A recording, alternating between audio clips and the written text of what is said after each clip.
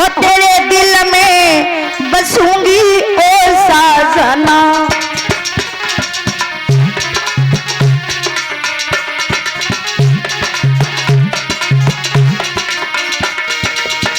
हो तेरे दिल में बसूंगी ओ साजना।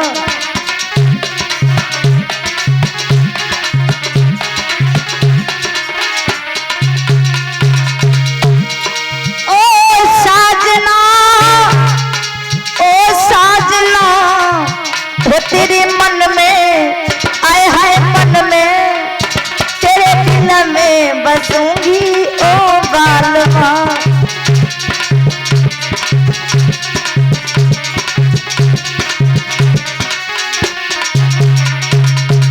गीत गाने लगी पति की आवाज में और बोली ना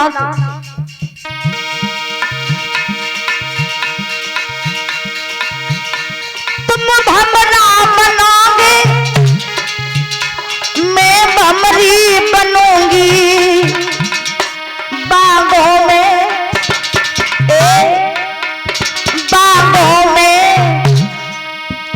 बागों में मिलूंगी ओ बाला।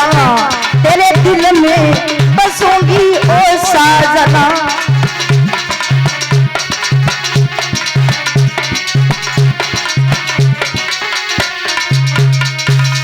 गीत गाने लगी और गीत गाते गाते मैया रास्ते से महाराज चली गई, दूसरे रास्ते पर पहुंच गई जहां पर वो राक्षस रहता था। और जो हवा चल रही थी मंद मंद, उस हवा ने अचानक एक आंधी का रूप ले लिया।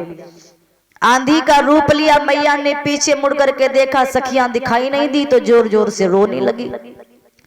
और जब जोर जोर से रोने लगी, चिल्लाने लगी, सखियों को बुलाने लगी, तो उसके चिल्लाने की आवाज उस राक्षस के कान में पहुंच गई।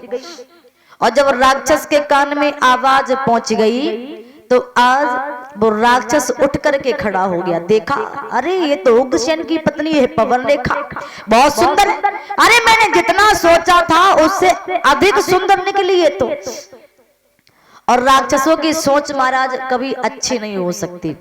राक्षस ने पहले देखा तो विचार करता ये तो उग्रसेन की पत्नी है और यहाँ कैसे आ गई। जब दोबारा नजर पड़ी तो महाराज विचार धाराएं बदल गई, इतनी सुंदर है तो छल करेंगे, लेकिन मैं तो इतना क्रूप हूँ, काला हूँ, अगर ऐसे ही चला गया तो ये मुझे अपने पास नहीं आने देगी। उग्रसेन का रूप बनाया और उग्रसेन का रूप बना करके वहीं पर पहुंच गया जहां पर वो पवन रेखा बैठी थी। जाते ही जाते पवन रेखा से कहा, रानी तुम चिंता ना करो, मेरे होते हुए तुम्हें रोने की क्या आवश्यकता। कि बोला प्रिय रुदन मत कर और हाजिर है तेरा रखवाला। हो मेरे सामने तुम्हें देखे वो कौन भला हिम्मत वाला।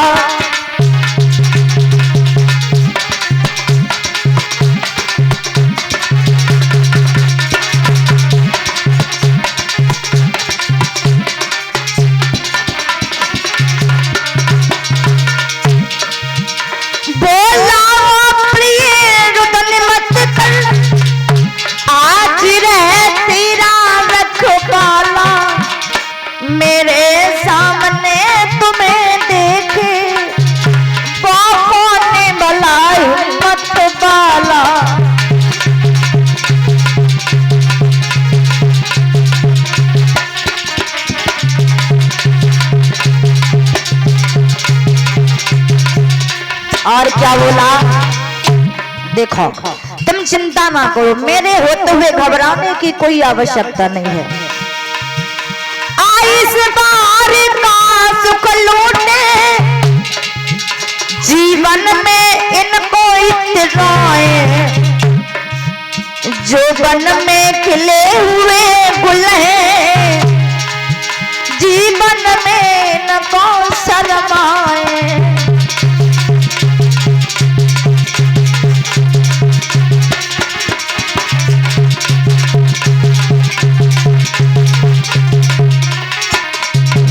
जवाब दिया, आई सवार का सुख लूटे।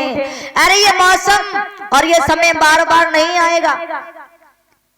और मैया को मीठी मीठी बातों में बहका करके उसने अपने काम बेग की ओर खींच लिया। काम बेग की ओर खींच करके मैया के साथ में दुष्कर्म किया। और जब दुष्कर्म किया तो उसके बाद पीछे हटकर अपने असली रूप में आ गया। कहते ना माता, एक औरत के पास में उसका पतिव्रत धर्म, उसकी इज्जत ही सबसे बड़ा गहना होता है। अगर धोखे से उसकी इज्जत ले ली जाए, उसका धर्म नष्ट कर दिया जाए, तो फिर उसके पास में कुछ भी नहीं रहता है। मैया के धर्म के साथ में उसने खिलवाड़ किया, मैया के साथ में दुष्कर्म किया। जब असली रूप में आया तो मैया चिल्ला करके रोने लगी, उस दुष्ट को गाली देने लगी और बोली, कमीने, अरे तू मेरे पति के रूप में आया और मैं पहचान नहीं पाई, मुझसे बहुत बड़ी भूल हो गई, ये तूने अच्छा नहीं किया कमीने। अरे तेरा हुई सत्यानाश अधर्मी, धर्म बिगाड़ो मेरो।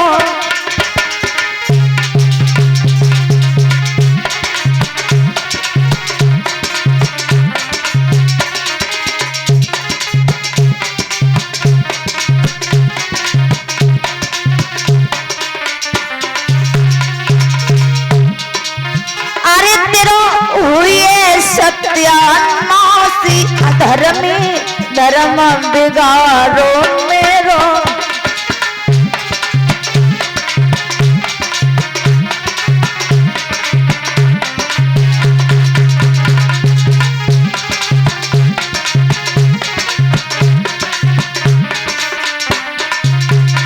और जो पहले जान में लेती, तीसरा क्षमा कर देती जो।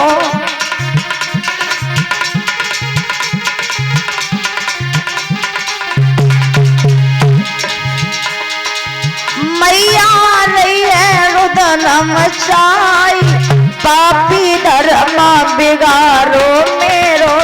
अरे तेरा हुई जाए सत्यानाश अधर्मी, धर्म बिगाड़ो मेरो।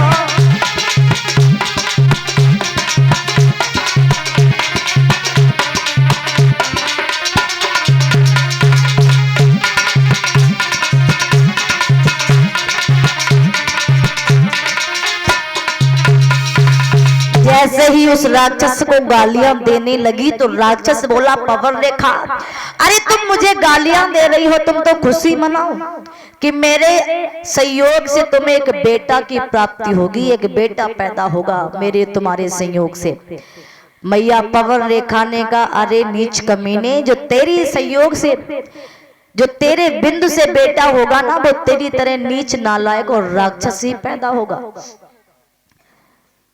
जवाब दिया है उस राक्षस ने, सुनो पवन रेखा, बेटा तो होगा, बलवान भी होगा, शक्तिशाली होगा, लेकिन याद रखना मेरे समान बेटा होगा, भाई जीत न कोई पाएगा।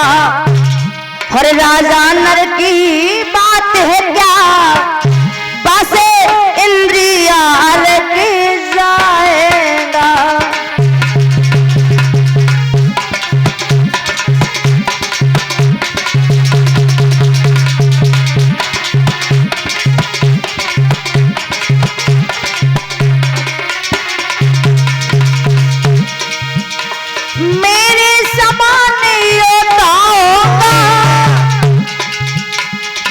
जीती कोई नहीं पाएगा, राजा नर की बातें क्या, बस इंद्रिया की जाएगा।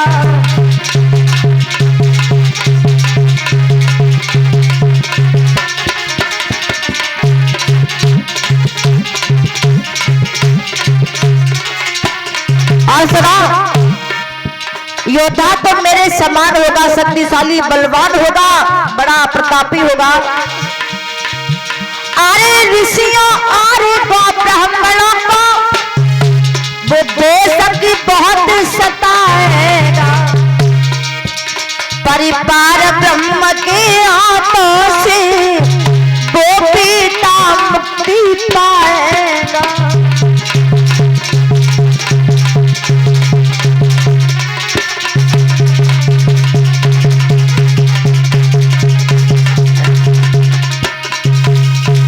जवाब दिया, मेरे समान योद्धा होगा, भाई जीत कोई नहीं पाएगा। राजा नर की क्या कहे, स्वयं इंद्र जो देवताओं का राजा है वो भी हार के जाएगा। लेकिन बहुत बड़ी कमी होगी, ऋषियों को ब्राह्मण को बहुत परेशान करेगा, समय आने पर भगवान के हाथों से मारा जाएगा। राक्षस इतना कहने के बाद में वहां से चला गया। मैया पवन रेखा रोती रही, सखियों को बुलाती रही। कुछ देर के बाद में क्या देखा, सखियां चली आ रही है रानी की तलाश में। आज रानी की ऐसी दशा को देखा, दासियों ने जवाब दिया, महारानी जब महलों से आई थी तब तो ठीक ठाक थी, इतनी जल्दी ये वेशभूषा ये दशा क्या बना रखी है?